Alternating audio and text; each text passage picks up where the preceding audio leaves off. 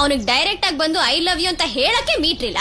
ಅದಕ್ಕೆ ಲವ್ ಮಾಡಕ್ ಗುಂಡ್ಗೆ ಬೇಕು ಅಂದಿದ್ದು. ಹೇ, ಪ್ರಪಂಚದಲ್ಲಿ ಪ್ರತಿದಿನ ಕೋಟ್ಯಾಂತರ ಹುಡುಗರು ಹುಡುಗಿರಿಂದ ಆಲಿತಾನೆ ಇರ್ತಾರೆ. ಒಬ್ರಲ್ಲ ಒಬ್ರು ಪ್ರಪೋಸ್ ಮಾಡ್ತಾನೆ ಇರ್ತಾರೆ.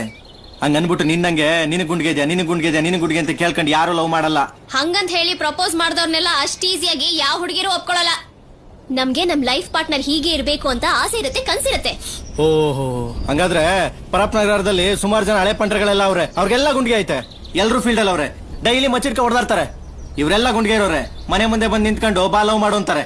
ಮಾಡ್ತೀಯಾ? ಏಯ್, ಯಾವ್ದೇ ಹುಡುಗ ಬಂದು ಫಸ್ಟ್ ಐ ಲವ್ ಯು ಹೇಳಿದ್ರೆ ಥ್ಯಾಂಕ್ಸ್ ಹೇಳೋದ್ ಕಲೀರಿ. ಯಾಕಂದ್ರೆ ಒಬ್ರಿಗೊಬ್ರು ಎಷ್ಟೇ ಪರಿಚಯ ಇದ್ರು 10 ರೂಪಾಯಿ ಕೊಡೋಕು ಹಿಂದೆ ಮುಂದೆ ನೋಡೋ ಈ ಕಾಲದಲ್ಲಿ ನಿಮ್ ಕುಲ ಗೋತ್ರ ಜಾತಕ ಏನು ಗೊತ್ತಿಲ್ಲದೆ ಮನ್ಸ ಕೊಟ್ಟಿರ್ತಾರ ನೋಡು, ಅದಕ್ಕೆ ಥ್ಯಾಂಕ್ಸ್ ಹೇಳಿ ಅನ್ನೋದು. ಪ್ರೀತಿ ಅಂದ್ರೆ ಗುಂಡ್ಗೆ ಅಲ್ಲ,